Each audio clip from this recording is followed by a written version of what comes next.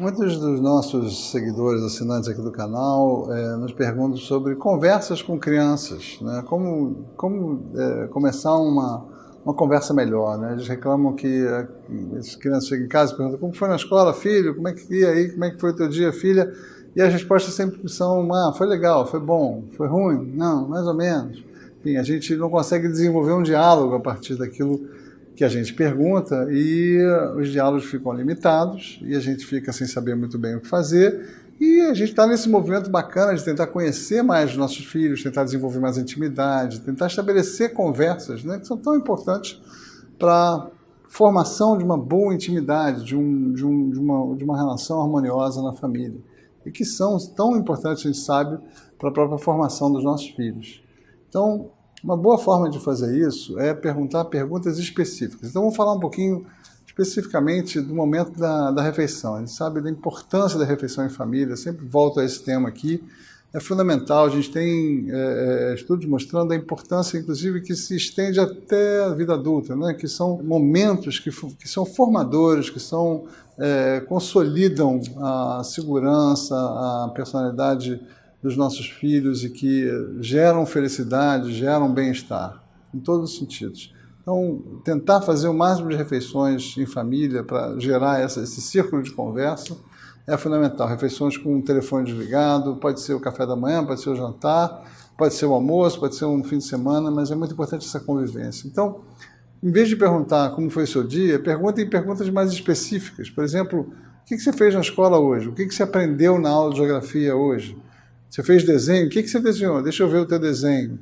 A professora tal, você gosta dela por quê? Ela é legal? Ela não é legal? O que ela faz que te deixa tão encantado que você fala tanto dela? O que vocês fizeram no recreio? Com quem você sentou no ônibus? Ele é teu melhor amigo? Por que ele é teu melhor amigo? O que nele você gosta? O que você não gosta? O que você não gosta daquela outra criança que você reclama? Enfim, perguntas mais específicas que vão gerar, muitas vezes, não apenas uma resposta mais longa e um diálogo que possa se estabelecer nesse momento, mas também onde seu filho vai mostrar coisas muito importantes que estão dentro dele, seus sentimentos, seus medos, né? Então, sempre tentar fazer perguntas um pouco mais específicas que sejam geradores de diálogo. Outra coisa que gera bons diálogos é falar da gente. Então, falar da nossa infância, de como é que era no nosso tempo, que o telefone não era assim, era de outro jeito, que a gente não tinha essas telinhas todas, o que a gente fazia quando chegava em casa, que tipo de brincadeira a gente fazia, como a gente brincava na rua, como a gente fazia nos fins de semana. Eu era bagunceiro, eu era certinho, eu tirava nota boa, professora tal matéria eu era péssima, outra matéria eu era boa, eu fui campeão de tal coisa, tal esporte, outro eu tomava caldo na piscina dos meus amigos, enfim. Falar de si, contar histórias da sua infância, geralmente desperta, muitas vezes na criança, o desejo de falar também sobre a infância dela, sobre o que ela está vivendo, e isso estabelece diálogos muito bacanas, muito engraçados, e comparações, e é uma aventura na conversa. Uma outra forma de fazer também uma conversa render, e gerar assunto, e gerar bons momentos, são os jogos e brincadeiras. Então, brincar de adedanha, brincar, por exemplo, jogo do personagem, onde uma pessoa recebe um personagem, ela tem que adivinhar perguntando para os outros só perguntas que possam ser respondidas com sim ou não. Brincar também de fazer uma brincadeira que eu gosto muito, que é falar do melhor e do pior do seu dia, cada um fala. No fim da semana, falar de coisas, uma coisa que te deixou chateado, uma coisa que te deixou feliz e uma coisa que te deixou com raiva durante a semana. Falar um pouco das notícias que estão acontecendo para os maiores, os mais velhos a gente pode discutir um pouco o que está acontecendo na nossa cidade, no nosso país, no mundo. Então, usar do humor, usar das brincadeiras, usar perguntas específicas, fazer joguinhos, falar da gente.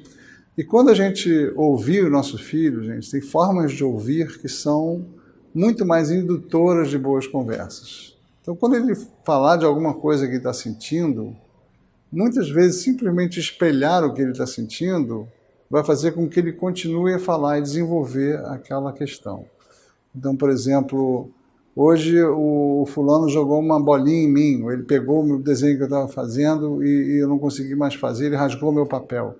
Então, você, em vez de falar, pô, que saco, você tinha que ter feito isso, eu tinha que ter feito aquilo, em vez de tentar resolver o problema, continue escutando.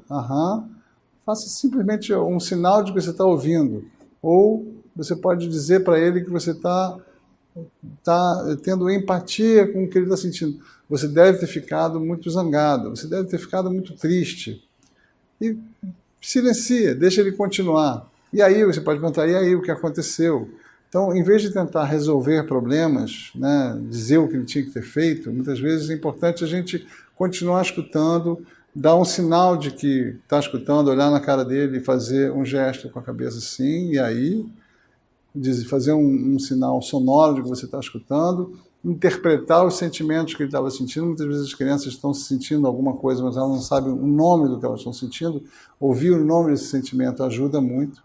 E sempre permitir que ela continue falando, que ela continue expressando aquilo que ela está sentindo e sempre permitir que ela sinta. Nunca reprimir uma emoção. Você não devia ter ficado com raiva dele porque ele é teu amigo. Isso não existe, gente. Emoções são sempre legítimas. A gente pode ficar com raiva de quem quer que seja, a gente pode ficar triste sempre que houver motivo, ou mesmo quando não há motivo. Emoções são legítimas e devem ser sempre permitidas e acolhidas. Então, entender que qualquer emoção é legítima, mesmo que seja uma emoção negativa, a gente sente ela, não tem como não sentir. Ninguém deixa de sentir uma emoção porque a outra pessoa falou. Então, nunca reprimir uma emoção, mas sempre acolher esta emoção, dizer que aquilo, que entende que ele tem se sentido assim. Se ele tiver feito alguma coisa de errado, por exemplo, batido no amigo, você pode refletir com ele. Talvez você não precisasse ter batido, porque a gente pode resolver as coisas de outra forma. As ações que são inadequadas, você pode falar delas, você pode tentar repreender, inclusive, você pode, sempre no diálogo, né, tentar mostrar que existem outros caminhos para expressar uma emoção, para reagir a uma emoção. Mas a emoção da raiva, da tristeza, ou de qualquer que seja a emoção, é sempre legítima, especialmente se ele estiver manifestando emoções positivas, afeto, amor, carinho, sempre comemorar, celebrar isso e mostrar o que ele está sentindo, dar nome a essas emoções, e estar junto dele no que ele está sentindo. E advogar pelo seu filho é muito importante. Se ele está sofrendo alguma situação na escola, especialmente situações repetitivas, né, de perseguição repetitiva, isso se chama bullying, e a gente tem que estar sempre atento a esse tipo de expressão. Muitas vezes as crianças não falam desse assunto, né, guardam isso para elas mesmas, começam a ter comportamentos mais de isolamento, de não querer a escola, de estar triste, de melancolia. A gente tem que estar muito atento, porque isso muitas vezes começa com 5, 6 anos, pode começar muito cedo.